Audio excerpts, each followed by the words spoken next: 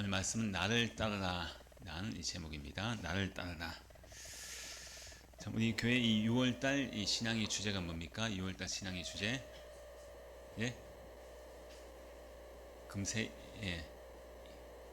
잊어버렸죠? 예. 용서와 사랑으로 나라와 민족을 사랑하게 하소서. 6월달 이 호국의 달을 맞이해서 우리가 6월달 주제가 용서와 사랑으로 나라와 민족을 사랑하게 하소서 라는 주제입니다. 자, 이 오늘 본문 말씀에 보면요, 당시 이스라엘 그 민족에게 가장 정오를 받고 가장 멸시를 받고 손가락질 받는 한 사람이 있습니다. 근데 예수님께서는 모든 사람에게 미움을 받고 모든 사람에게 손가락질 받는 그는 그 한 사람을 찾아가시는 장면이 오늘 본문의 말씀입니다.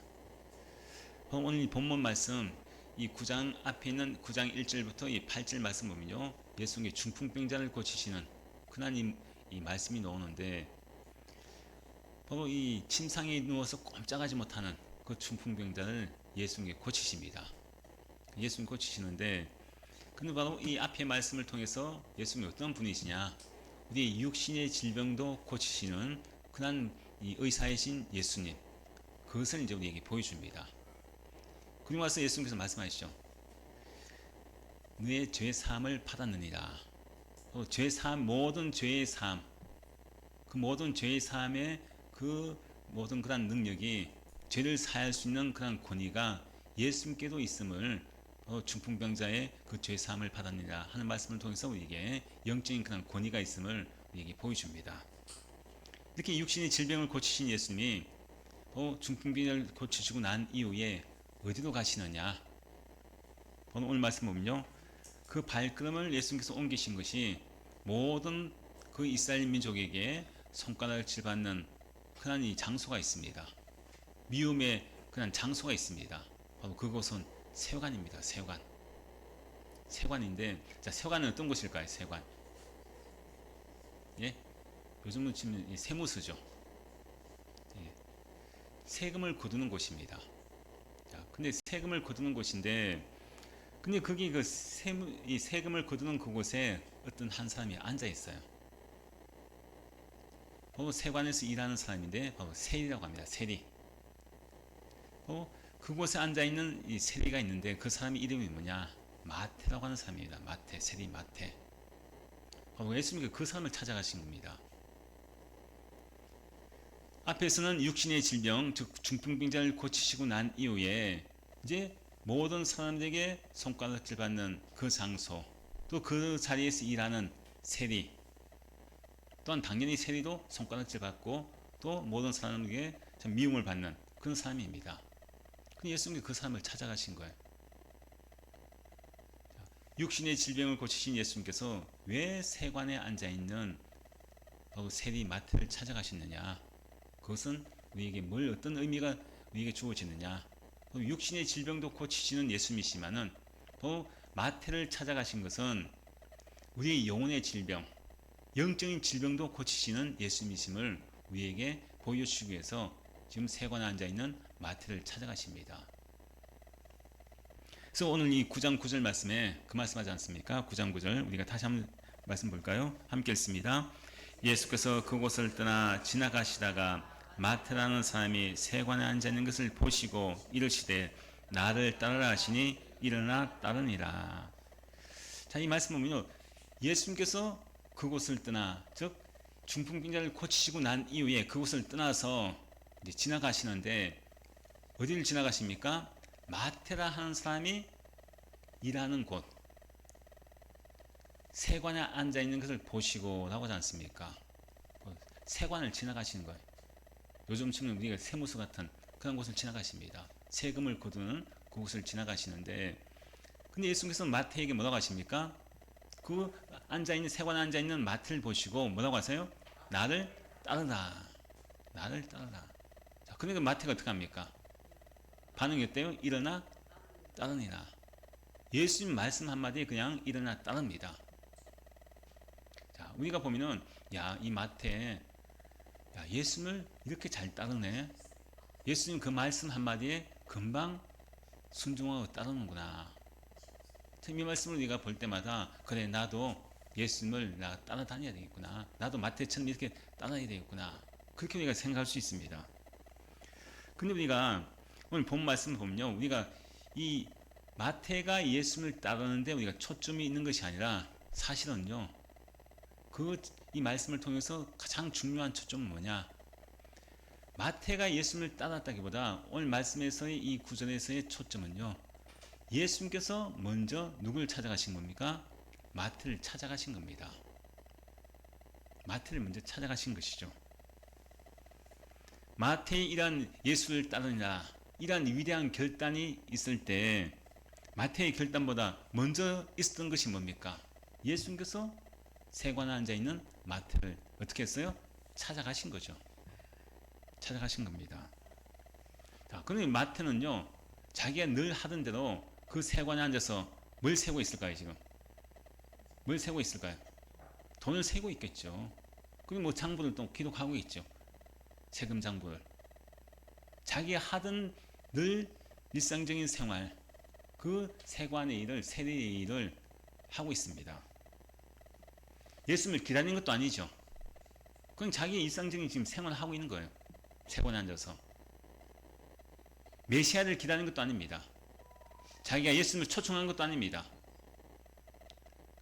자, 그런데 예수님께서 그곳을 지나가시다가 세관에 앉아 있는 그 마태를 보셨어요? 보셨습니다. 그리고 예수님 뭐라고 하십니까? 나를 따르라. 그 마태를 일하고 있는 마태에게 나를 따르라. 그 말씀을 하신 겁니다. 이 말씀을 통해서요, 우리에게 뭘 이야기합니까? 예수님께서 마태를 먼저 찾아가셨다는 것, 이게 얼마나 중요한지 모릅니다. 맞다고 이야기하잖아요.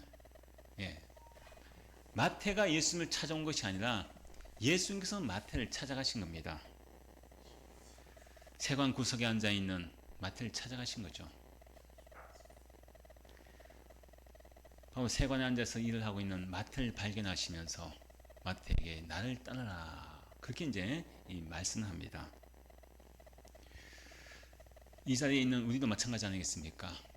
자, 여러분들 우리가 보면은 여러분들이 예수님을 선택을 해서 예수를 믿고자 여러분들이 교회에 놓은 것 같죠? 아닙니다. 내가 예수님을 발견하기 전에, 내가 예수님을 내가 믿겠다고 결심하기 전에 먼저 예수님이 나를 찾아온 겁니다. 우리는 바꾸어서 지금 잘못 생각하고 있습니다. 여러분들이 지금 어떻게 마태처럼 세관에 앉아서 평상시 그냥 일상적인 생활할 때에 그때 예수님께서 마태에게 찾아오신 것처럼 저와 여러분들을 예수님께 먼저 찾아오신 거예요. 그럼 우리는 보면은 내가 먼저 예수님을 선택하고, 내가 많은 종교 중에서 우리 기독교 예수를 내가 믿어야겠구나, 내가 그렇게 선택한 것은 보이지 않습니까? 그렇게 우리가 또 많이 생각합니다. 하지만 그게 아니라는 거예요. 여러분들의 각자의 삶에서 일을 하고 있을 때, 그 마태처럼 세관에 앉아 일을 할 때 예수님께서 그냥 우연히 지나가신 건 아닙니다. 마태를 택하시고 부르시기 위해서 일부러 세관에 지나가신 거예요. 마찬가지입니다. 우리의 삶의 세관에 앉아 있을 때 예수님께서 어떻게 하시느냐? 그게 내가 우연하게 내가 교회에 놓은 것이 아닙니다. 내가 우연하게 예수님을 내가 믿은 것이 아니에요. 분명히 예수님께서 나를 택하시고 나를 부르시기로 이미 작정하셨기에 우리의 삶의 세관에 앉아있는 우리에게, 나에게 찾아오셔서 마태처럼 나를 따르라, 그 말씀을 하셨기에 지금 이 자리에, 예배의 자리에 내가 앉아있다는 겁니다. 먼저 찾아와 주신 그 주님의 은혜, 이게 복음이죠. 복음입니다. 기쁜 소식이 나오죠. 그래서 우리가 가장 먼저 예수를 믿으면서 가장 먼저 내가 받는 첫 번째 은혜가 뭐냐? 그 은혜는요, 예수님께서 나에게 먼저 찾아오셨다는 것, 그게 가장 큰 은혜입니다. 내가 예수님을 선택한 것이 아니라 누가 먼저 나를 선택했습니까? 예수님이 나를 먼저 선택했다는 거예요. 마태는 전혀 그걸 모르고 있죠. 우리도 마찬가지 아닙니까? 우리도 전혀 예수님이 나를 먼저 선택했다는 것을 모르고 우리가 생활했습니다. 근데 우리가 신앙생활을 하면서 은혜를 받게 되면은 내가 예수님을 선택해서 예수님을 따르고 내가 교회에 넣은 것 같았는데 근데 예수님을 만나면 만날수록 말씀을 들으면 들을수록 그게 아니었구나. 나는 예수님을 따를 생각도 없고 전혀 예수님에 대해서 전혀 나는 알지 못했던 불신앙의 그런 삶이었는데 예수님께서 나에게 먼저 찾아오셔서 나를 선택하신 그 은혜가 있었기에 내가 이 자리에 있을 수 있는 거구나. 비로소 우리가 깨닫게 됩니다. 저와 여러분은 바로 이런 이 복음의 소식을 들었고 기쁜 소식이죠. 예수님이 나에게 먼저 찾아오신 은혜, 그것을 입었기에 우리가 지금 이 자리에 앉아 있다는 겁니다. 이 당시 마태는 세리라고 하는 직업을 가진 사람 아닙니까? 세리, 즉 세금을 거두는 사람입니다. 백성들에게 세금을 거두는 그런 직업을 가진 사람인데, 근데 이 당시는 로마의 압제하에 있었죠. 로마의 통치 아래 있었습니다. 유대인들이. 자, 그런데 바로 이 세리라고 하는 직업은요, 로마의 그 어떤 게 앞잡이죠. 로마 정부로부터 네가 세금을 유대인들에게 한 명 한 명당 인두세라고 하죠. 인두세를 거두게 되고, 그리고 또 거기에 대한 또 11조를 냅니다. 우리가 보통 보면은 유대인들은 하나님 앞에 11조를 내잖아요. 11조 드립니다. 근데 또 백성들도 마찬가지입니다. 하나님께 11조도 내고 로마 정부에다가도 또 11조를 내야 됩니다. 10분을 1 내요. 자, 그런데 백성들을 살면 얼마나 피폐하겠습니까? 로마 정부로부터 각 사람당 한 사람당 세금을 매겨서 그 세금을 거두다가 하죠. 법적으로 인두세라고 합니다. 사람마다 세금을 내게 했어요. 로마 정부에다가 또 거기에다가 자기의 그 수입의 또 10분의 1을 또 로마 정부에 내야 됩니다. 인두세도 내야 되죠. 또 자기 소득의 10분의 1을 내야 되죠. 근데 유대인들은 가장 철저한 것이 또 11조 아닙니까? 하나님 앞에 드리는 종교적인 그런 10분의 1을 또 냅니다. 자, 그러니까 뭐 손에 남는 게 없는 거예요. 그 세리라고 하는 직업이 그 사람들의 세금을 정당하게 거두면 괜찮은데, 로마 정부에서 원하는 세금을 거두면 괜찮은데 훨씬 더 많이 부풀려서 세금을 거두드립니다. 그 로마 정부에서 원하는 그 세금의 액수만큼만 딱 내고요, 로마 정부에다 바치고 나머지 남는 것은 자기의 주머니로 다 들어갑니다. 정당하게 받으면 욕먹을 일이 없죠. 근데 과하게 거두는 거예요. 자기 배를 채우기 위해서. 자, 그런데 세리라고 하는 직업이 같은 유대인이면서도 로마 정부의 그런 앞잡이로서 자기 동족의 어떤 피를 빨아먹는, 더 고통스럽게 만드는 그런 직업이 세리입니다. 자, 그런데 이 마태라고 하는 세리 직업을 가진 사람이 사람들에게 사랑받겠어요? 미움받겠습니까? 당연히 미움받겠죠. 손가락질 받을 거예요. 가장 싫어하는 그런 사람 중에 한 사람일 겁니다. 그때 민족의 반역자라고 이야기하고 또 매국노로 갑니다. 저게 같은 민족으로서 어떻게 우리 동족들의 그 피를 빨아먹어? 안 그래도 정말 먹고 살기 힘든 그런 삶 속에서 오히려 정말 벼룩의 간을 빼먹는 것처럼 바로 세리라고 하는 직업을 가진 마태를 증오합니다. 그 세관 앞을 지나갈 때마다 그 앞에 앉아있는 마태를 욕을 하겠죠. 침을 뱉겠죠. 가장 증오하는 사람 중에 하나가 바로 세리라고 하는 직업입니다. 근데 우리가 보면은 마태라고 하는 이 사람, 그 신분을 보면요, 참 우리가 가만히 생각하면 서글픈 생각이 듭니다. 자, 우리가 옛날 일제시대 때 일제 앞잡이들 있잖아요. 한국 조선 사람이면서도 일제 그 앞잡이가 되어서 조선 사람들 괴롭혔던 엄청난 그런 이 어떤 매국노라고 하죠. 그런 사람이 있습니다. 자, 근데 마태가 그런 상황이에요. 자, 마태가 혈통적으로는 어떤 사람입니까? 유대인이죠. 유대인입니다. 자, 그런데 하는 일은 어떤 일입니까? 로마 정부로부터 위탁을 받아서 자기가 같은 동족의 유대인들의 그 사람들의 세금을 걷어서 로마 정부에 바친 사람이에요. 근데 마태 입장에서는 나는 유대인인데, 근데 또 하는 일은 누구의 일을 합니까? 로마의 일을 하죠. 로마의 일을 합니다. 자, 그러면은 이 통족들에게는 욕을 먹습니다. 욕을 먹어요. 어떤 버림받습니다. 죄인 중에 죄인이라고, 가장 혐오하는 죄인이라고 미움받습니다. 같은 이 공동체에 끼워주지는 않습니다. 같이 한 자리에 있으려고도 하지 않습니다. 엄청나게 미움을 받는 사람입니다. 자, 그런데 유대인이면서도 어떻게 배척을 받죠. 같은 민족에게 유대인에게 배척을 받습니다. 자, 근데 또 이 사람이 로마 일을 한다고 하지 않았습니까? 자, 로마 일을 한다고 해서 이 사람이 로마 사람일까요? 아니잖아요. 로마에게 돈을 받아서 자기 주머니에 배를 채우는 그런 일을 하고 있을지라도 유대인은 유대인인데 또 로마인도 아닙니다. 자, 같은 유대인들에게 배척을 받습니다. 자, 그러면 그렇다고 로마 일을 한다고 로마 사람이냐? 로마 사람도 아닙니다. 그럼 지금 이 마태라고 하는 사람은요, 자기 정체성, 야, 나는 유대인일까? 근데 유대인들에게 미움을 받죠. 그 공동체에 속해주지 않습니다. 끼워주지 않아요. 난 로마인일까? 난 로마인도 아닌데, 혈통적으로. 그 어중간한 중간 경계에 있는 그런 상태란 거죠. 마태 입장에서는 내가 과연 유대인일까? 난 로마인일까? 자기 정체성에 그런 혼란이 있을 수 있습니다. 근데 어떤 분 정말 외롭죠.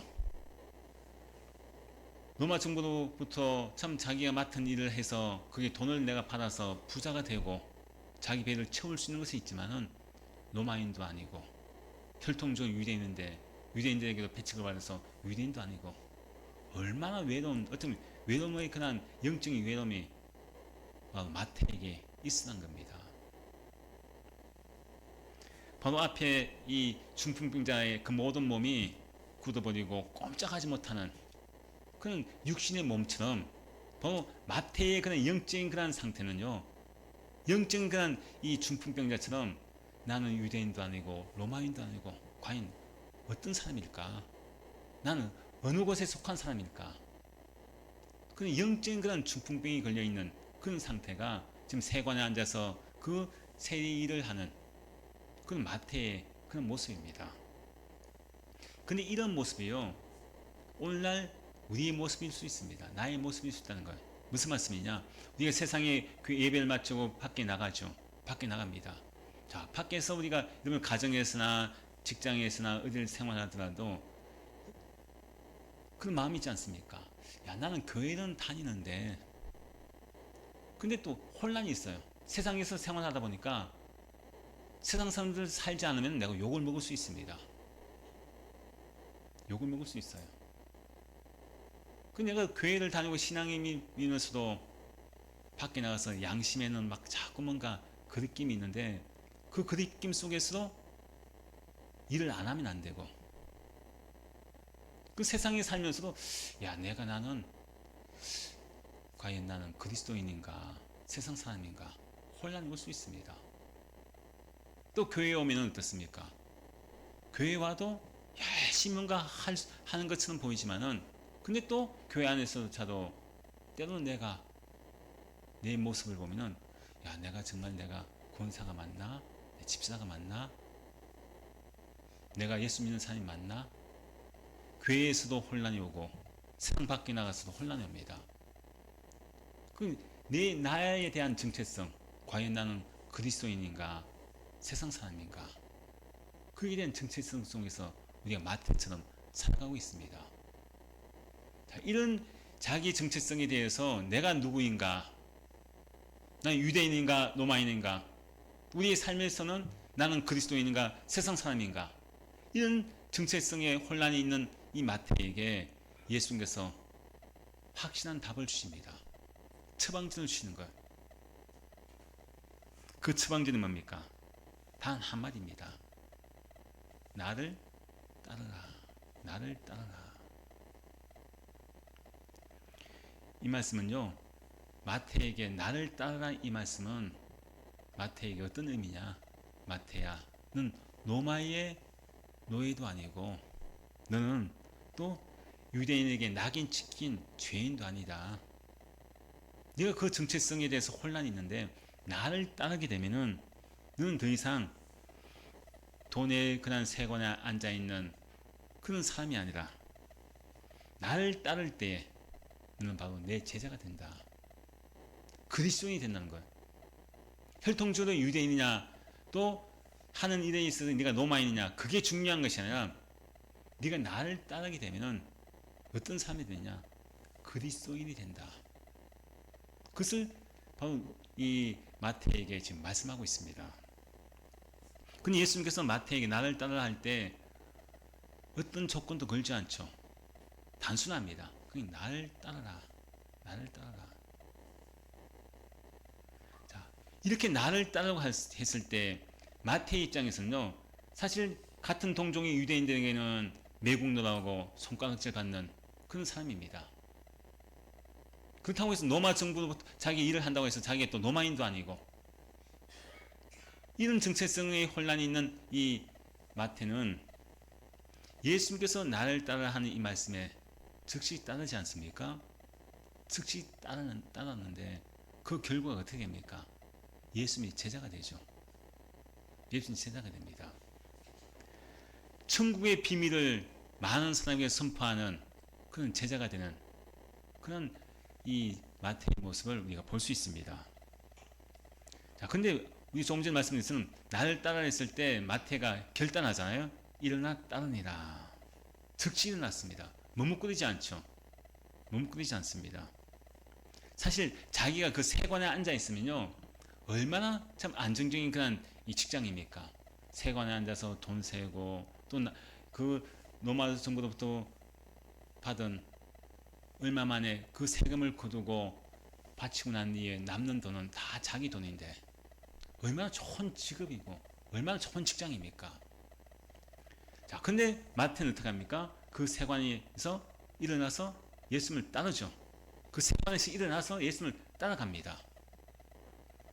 자, 그럼 예수님을 따른다고 하는 것은 뭘 의미합니까? 자기의 그 안정적인 직장, 세관을 버린다는 거죠. 그렇다면 자기의 돈과 성공이라고 하는 그 세관, 그것을 즉시 버리고 예수님을 따라갑니다. 자, 그런데 우리가 이 마태의 이 이름, 우리가 이 마태복음을 기록한 마태인데요.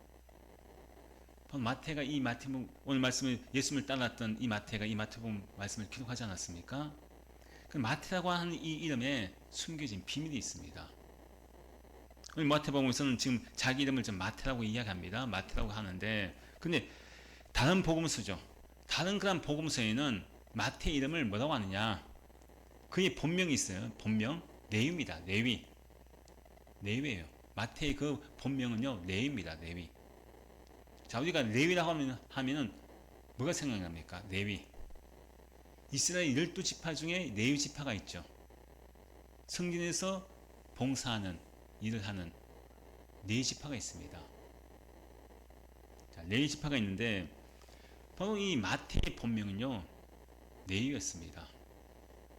그럼 제사장 지파의 한 이름이죠. 성전에서 봉사하는. 아마 마태가 태어날 때 그 부모님이 레위라고 이름 지을 때 어떤 의미를 가지고 이름 지었을까요? 어떤 마음을 가지고 레위라고 하는 이름을 지었을까요? 마태야, 너는 앞으로 평생을 하나님을 가까이 하고 하나님을 위해서 섬기는 거룩한 사람이 되라. 바로 그런 의미를 가지고 레위라고 지었다는 거죠. 우리가 보통 보면 이 성경에 있는 이름 가지고 인물 가지고 이름을 지어주는 그런 부모님들 있잖아요. 뭐 어떤 사람은 다윗이라고 하고 자기 아들 태어나면 다윗이라고 하고 어떤 바울이라고 하고 에스더라고 하고 그 이름 지어주잖아요. 그럼 그 성경의 인물처럼 대단한 의미가 있지 않겠습니까? 바로 레위도 마찬가지예요. 마태도 그 본명이 어릴 때 태어날 때 그 본명이 레위인데 레위의 그 지파의 이 제사장의 직분처럼 너는 평생을 하나님을 가까이 하여 잘 섬기고 하나님 앞에 순종하면서 하나님 앞에 정말 열심을 다해서 잘 섬기는 그런 믿음의 사람이 되어라. 그런 의미를 가지고 레위라고 하는 이름을 지었을 겁니다. 자, 그런데 이 레위가 지금 자라서 어떤 일을 하고 있습니까? 자기 이름값을 지금 못하고 있잖아요. 어떤 일을 합니까? 세관에 앉아서 같은 동족의 그 세금을 거두어서 같은 동족의 피를 빨아먹는 매국노 역할을 하지 않습니까? 사람에게 사랑받지 못하고 함께 사랑받지 못하는 그 이름하고는 전혀 별개의 모습으로 지금 살아가고 있습니다. 완전히 그의 이름하고는 별개의 인생이 망가진 그런 삶을 살고 있죠. 그 망가진 인생에 누가 찾아오셨어요? 예수님께서 찾아오신 겁니다. 예수님 찾아오셔서 그에게 나를 따라라 하죠. 여기 말씀에서 마태라고 하지 않습니다. 마태. 이름을 지금 오늘 말씀에 마태라고 이름 하잖아요. 지금 마태라고 하는 예수님께 부르시는 거예요. 마태라고 하는 이름의 뜻은 뭐냐? 마태라고 하는 것은요, 하나님의 선물이다. 하나님의 선물. 많은 사람에게 미움받고 손가락질받고 나는 누구인가? 나는 과연 유대인인가? 로마인인가? 그런 정체성 혼란에 빠져있는 이 마태에게 마태라고 그를 부르십니다. 너는 하나님의 선물이야. 다른 사람이 다 늘 죄인 취급하고 늘 받아주지 않고 늘 혐오하고 늘 저주하지만은 늘 죄인이라고 하지만은 너는 나에게 가장 소중한 선물이다. 그것을 지금 마태에게 나를 따르라 하는 그 말씀 속에 그 의미가 포함되어 있습니다. 그 세관에 앉아있는 마태는요, 자기 지갑에는 돈이 두둑합니다. 더 많은 세금을 거둬들인 남는 돈으로 자기 돈은 두둑하죠. 근데 그 마음속에 그 영적인 갈급함이 있는 거예요. 자기가 레위라고 하는 이름을 가지고 있는 그런 삶임에도 불구하고 레위의 삶을 살지 못하고 있고 많은 백성이 미움받고 죄인이라고 정죄받는 그런 삶 속에서 예수님이 찾아오셔서 너는 마태야. 너는 죄인이 아니야. 너는 나에게서 가장 큰 하나님의 선물이야. 그렇게 마태를 찾아오셔서 나를 부르신 것입니다. 저와 여러분 마찬가지입니다. 저와 여러분도 우리 인생에 예수님이 찾아오셨다고 하지 않았습니까? 우리의 삶도 마태와 같은 그런 삶이었습니다. 세관에 앉아서 세상 가운데 내가 세상적으로 살다 보면은 내가 편안하게 살 수도 있고 세상적으로 살다 보면 그게 좋을 수도 있습니다. 하지만 나에게는 영적인 갈급함이 모든 사람이 있다는 겁니다. 그는 마태와 같은 나에게 예수님 찾아오셔서 나를 따르라. 누구야? 너는 나에게서 가장 큰 하나님의 선물이야. 하나님의 선물로 나를 불러주셔서 내가 지금 이 자리에 하나님의 선물로서 하나님 앞에 예배하고 있는 것입니다. 바로 예수님께서 마태를 찾아가신 것은요, 완전한 용서를 말씀합니다. 완전한 또 사랑을 보여주신 겁니다. 사람들에게는 용서가 안 되는 사람입니다. 사람들이 사랑할 수 없는 사람입니다. 하지만 예수님은 세관에 앉아있는 그 마태를 죄인으로 보지 않고 용서의 대상으로 보셨고 사랑의 대상으로 보셨기에 그 마태를 직접 찾아가신 거죠. 죄의 문제를 완전히 해결하기 위해서 바로 마태를 찾아간 겁니다. 자, 이렇게 마태를 찾아갔을 때 나를 따르라 했을 때 마태가 어떻게 합니까? 즉시 따랐다고 말씀하죠. 즉시 따랐다. 그 즉시 따랐다는 것은 뭘 이야기합니까? 그만큼 마태에게는요 뭔가 영적인 갈급함이 있었다는 거예요. 바로 자기가 예수님을 기다리고 또 예수님이 누구신지 자세하게 몰랐지만은 그 예수님을 만나자마자 나를 따르라 했을 때 그 말씀 한마디에 이분이 나를 구원할 수 있는 이 죄인이 나를 죄인이라고 하지 않고 나를 용서하시고 나를 사랑하시는 그 메시아 구원자이시구나. 그것을 즉시 깨닫고 따랐다는 겁니다.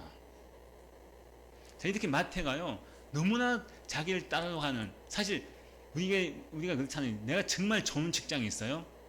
정말 좋은 직장이 있고 정말 돈을 많이 받는, 요즘 막 몇 억씩, 예? 막 나누어주는, 성과급을 나눠주는 그런 직장이 있다고 한번 생각해 보세요. 요즘처럼 그런 직장이 여러분 금방 나오겠어요? 나오지 못하죠. 아니 5억씩 6억씩 주는 그런 회사가 있는데 월급 말고도 그런 직장 쉽게 넣을 수 있겠습니까? 못 넣으죠. 세관 안제는 마태가 그렇다는 거예요. 그냥 가만히 앉아 있으면 로마 정부에다 정해진 그 세금만 주고 나머지 돈은 다 자기 배를 채울 수 있는, 얼마나 돈을 많이 벌 수 있고 부자로 살 수 있고 떵떵거리며 살 수 있는 그런 자리인데, 그 세관에서 어떻게 합니까? 일어나서 예수님을 직접 따라갑니다. 그 직장을 버리는 거예요. 과감하게 일어납니다. 자기의 성공을 보장할 수 있는 그 자리를 박차고 일어나서 예수님을 따라갑니다. 왜? 그 세관에 앉아있는 그 자리보다도 예수님이 더 소중하니까, 더 가치가 있으니까요. 그러고 와서 어떻게 하느냐? 세관에 앉아있던 바로 마태가 예수님을 따르고 난 뒤에 그가 한 일이 있습니다. 그 한 것이 뭐냐? 9장 10절 말씀이 나오죠. 9장 10절 함께 읽습니다. 예수께서 마태의 집에서 앉아 음식을 잡수실 때 많은 세리와 죄인들이 와서 예수와 그의 제자들과 함께 앉았더니 대대적인 잔치를 벌입니다. 엄청 큰 잔치를 벌여요. 마태가 예수님을 따르고 난 뒤에 가장 먼저 한 것이요, 자기 집에서 큰 잔치를 벌입니다. 그리고 나서 그 잔치 자리에 누굴 초대하느냐? 그 잔치 집에 누가 있습니까? 많은 세리와, 자기하고 똑같은 직업을 가진 사람이죠. 세리. 사람들은, 유대인들도 같은 동족으로서 죄인이라고 취급받던, 멸시받는, 손가락질받는 그런 사람들입니다. 그리고 많은 세리와, 자기 동료들이겠죠. 많은 세리와 또 누가 있습니까? 죄인들이 와서, 그 당시 유대인들에게 세리뿐만 아니라 다른 그런 죄인이라고 취급받는, 손가락질받는 그런 사람들이 그 마태의 집에 많이 와가지고요, 함께 거기서 예수님과 함께 식사를 하고 있습니다. 잔치가 벌어진 거예요. 자, 이것은 뭘 이야기합니까? 손가락질 받고 소외되었던 그런 세리와 죄인의, 그런 죄의 친구들이 함께 모여서 잔치를 냈다. 이것은요, 진짜 은혜를 받은 사람의 모습을 보여줍니다. 예수를 만나고 예수를 따르는 진짜 은혜 받은 사람의 삶이 어떤 삶이냐, 그것을 보여주는 것이죠. 나같이 소망 없는 영적인 환자도 예수님께서 나를 찾아와 주셔서 나를 고쳐주셨는데, 아직까지 이 사실을 모르는 수많은 나 같은 죄인들, 소망이 없는, 죄인 취급받는 그런 사람들이 이 예수님을 꼭 만났으면 좋겠다. 그 사람을 초대한 거예요. 예수님을 소개하기 위해서. 그 잔치를 벌인 거죠. 그리고 그 잔치는 어떤 잔치겠습니까? 수많은 죄인들에게 예수님이 누구신가를 만나게 하기 위한, 즉 복음을 듣게 하기 위한, 복음을 만나기 위한 그런 자리가 마태 집에서 벌어진 잔치 자리입니다.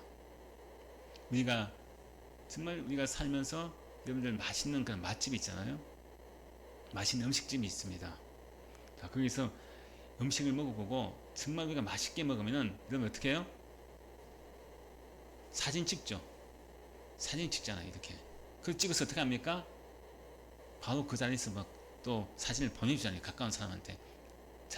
자식들한테 보내주든지 부모님한테 다음에 우리 같이 먹자 하고 막 보내주잖아요. 왜 그렇습니까? 좋은 것은요, 맛있는 것은 누군가에게 자꾸 알리고 싶어요. 또 우리 연세되신 분들은 또 그런 게 있잖아요. 우리 손주들, 우리 자식들이 손주들 사진 보내오면은 어떻게 합니까? 그 사진 핸드폰에 딱 받아가지고 사진에 저장해 놓잖아요. 배경 화면에 딱 해놓든지. 그러고 나서 어떻게 해요? 그 나만 봅니까? 나만 보면서 좋아할까요? 밖에 경로당이나 이런 데 나가면 보여줘요? 안 보여줘요? 봐, 우리 손주야, 잘생겼지, 예쁘지, 봐, 벌써 이렇게 걸어다녀, 뛰어다녀. 우리 손주 또 공부도 잘해, 잘생겼어, 정말 예뻐. 그냥 가만히 안 있죠. 뭔가 자꾸 사람들한테 자랑하고 보여주고 싶은 것이 우리 마음 아닙니까? 지금 마태의 마음이 그런 겁니다. 마태가 그동안 세관에 앉아서 얼마나 영적인 그런 갈급함과 영적인 공허함이 있었겠습니까? 돈은 많이 벌고 성공한 것 같은데 그런데도 뭔가 허전함이 있는 거예요. 돈방석이 지금 세관이라 하는 돈방석에 내가 앉아있지만은 돈을 잘 벌어서 세상적으로 성공한 것처럼 보이는 부자로 보인다고 할지라도 뭔가 자신의 마음에 갈급함이 있는 겁니다. 만족이 없는 거예요. 그때 예수님께서 그를 찾아오셨죠. 죄인 취급받는, 사람 취급도 받지 못하는 그런 자기에게 찾아오셔서 자기를, 그 모든 죄인의 모습을 용서해 주셨고 죄인인 자기를 사랑해 주셔서 나를 따르라. 지금 그 말씀을 하신 겁니다. 그러니 지금 마태가요, 자기를 이렇게 죄인인 자기를 받아주고 자기를 따라가는 그 예수님의 말씀에 얼마나 기쁜지 지금 잔치를 벌인 거예요. 천국 잔치를 벌이고 있습니다. 내가 만난 예수님이 너무나 좋아서 바로 내 핸드폰 속에 있는 손주들 보여주고 내가 맛있는 음식을 먹었을 때 그 사람들에게 자랑하는 것처럼 그건 가만히 있을 수가 없는 거예요. 바로 마태가 베풀어 준 이 잔치는요, 복음을 나눠주는 잔치의 자리였습니다. 우리도 마찬가지입니다. 우리의 삶에 내가 만난 예수님, 나를 먼저 찾아오셔서 누구야? 나를 따르라. 나는 몰랐지만은 나를 따라하는 그 말씀을 통해서 내가 지금 이 자리에 마태처럼 앉아 있는 거예요. 지금 이 순간이 지금 마태가 지금 벌인 잔치의 자리 아니겠습니까? 복음이라는 것은요, 거창한 그런 이론이 아닙니다. 복음이라는 것은요, 기쁜 소식이 아닙니까? 내가 만난 예수님을 사람들에게 알려주는 겁니다. 내가 만난 예수님이 어떠한 분인지, 내가 만난 예수님이 정말 나에게 그분이 맛있는 맛집에 있는 음식처럼 내 예쁜 그런 손주들 얼굴처럼 그건 견딜 수가 없는 거예요. 내가 만난 예수님이 그렇게 좋으면 그 예수님 만나보라고.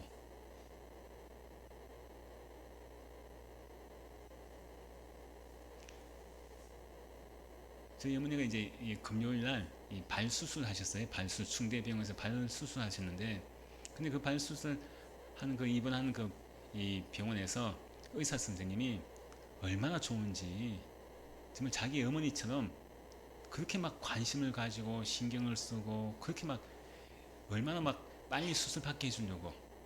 그 수술하는 의사 선생님이 정형외과 의사 선생님인데, 다른 이제 저희 어머니는 감면외과였어요. 근데 정형외과 선생님이 그 다리를 수술해야 되는데 그분이 6월달에 학회를 간대, 미국으로.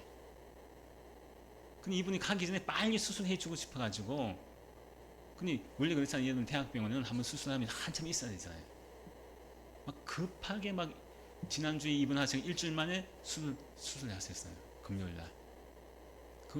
이 감염외과 의사 선생님이 얼마나 좋은지 자기 어머니처럼 안타까워가지고 이대로 놔두면 안 된다. 빨리 수술하셔야 된다.